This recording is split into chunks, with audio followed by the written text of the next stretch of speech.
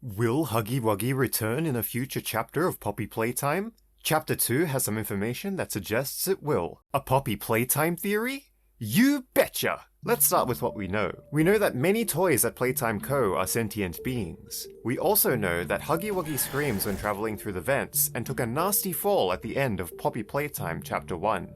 Finally, we know that Experiment 1006 takes pieces of dead toys to become part of itself. Got all those facts? Now let's bring it all together. Many Playtime Co. toys, at least during the events of the game, are sentient beings. We know this because there are clear cases where these toys will show intelligence and emotions, such as Huggy Wuggy chasing us through the vents, and Mummy Longlegs having full conversations with us. Such sentient toys are often referred to as experiments, but experiments themselves are not necessarily just toys.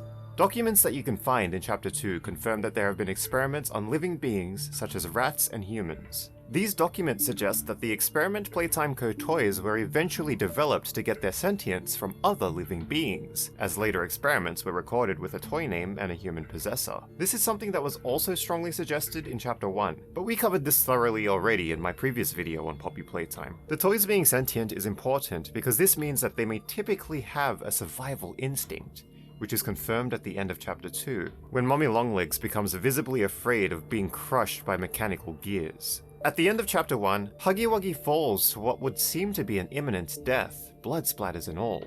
However, that does not mean that Huggy Wuggy died, at least in the same sense that Mummy Longlegs did in Chapter 2. Remember that the Playtime Co. experiments that resemble toys are still toys, and may just be designed as powered-up versions of who they represent, just now with some kind of system to contain their blood. Playtime Co. have high-tech labs deep underground where they performed biotech miracles, such as bringing toys to life, so it makes sense that they would also make sure that they were durable. Unfortunately, in Mummy Longlegs' case, she was destroyed beyond repair, but Huggy Wuggy still had an entire body to work with, and could have just been knocked out. Even though Huggy was injured by this fall, it doesn't mean Huggy died, and given that it is sentient, there would have been a will to survive. But where did Huggy go then?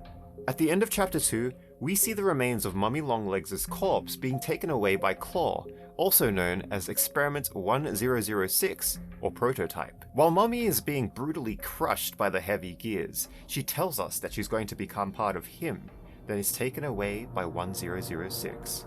We know that Claw is Experiment 1006 due to the black tapes in both Chapters 1 and 2, where a scientist talks about Experiment 1006 with a picture of it, or at least its hand, on the screen. Experiment 1006 is highly intelligent and violent, and it appears to have the goal of incorporating other things to be part of itself. The Chapter 2 black tape explains how 1006 modified items in its holding room to create a window of opportunity to escape.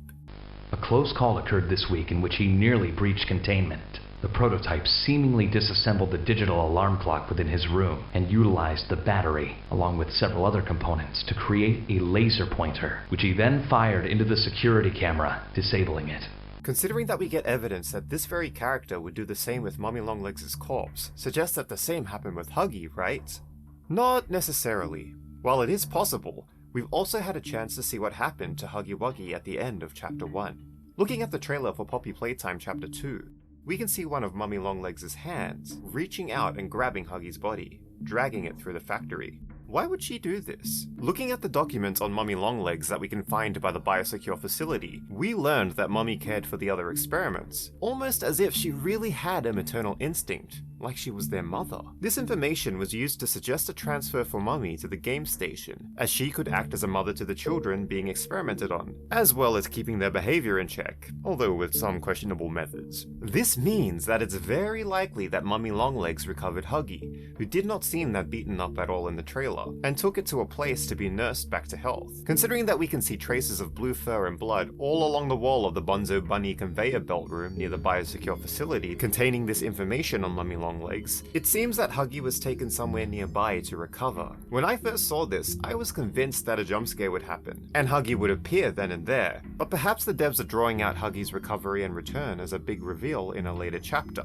Another situation that could have happened is Mummy Longlegs may have taken Huggy's body to Experiment 1006. While Mummy's file did explain that she was caring of other experiments, 1006 would logically be included in this. and Mummy knew that it was looking to incorporate other items into itself, kind of like Enid from Five Nights at Freddy's. This means that Mummy might have been looking around for bits and pieces to feed into Experiment 1006's goal in a similar way that a mother helps their child. Either conclusion could give a chilling explanation for the screeching sounds that we can hear as we play through Poppy Playtime. In Poppy Playtime Chapter 2, we can occasionally hear a screeching sound roaring through the factory throughout our playthrough. This screeching sound is the same sound that we can hear in the background of the black tape played in Chapter 1. The sound also seems awfully similar to Huggy Wuggy's jump scare, hence the two different conclusions. If the screeching sound is Huggy Wuggy's, then it means that Huggy Wuggy might have already recovered and just didn't make an appearance in Chapter 2. On the other hand, if Experiment 1006 incorporated with Huggy, then it may also have taken and used Huggy Wuggy's voice. It would make some kind of twisted evolutionary sense to use a threatening cry like that. And come to think of it, both might even be the case, and we might get attacked by Huggy and 1006 in a later chapter. The plot at Playtime Co. thickens, and there is so much information that Chapter 1 gave us that gives us clues about what would happen in future chapters. Tap this video to find out more about that, or check out some Bendy and the Ink Machine videos, which has a similar setting as Poppy Playtime. Subscribe for more creepy videos.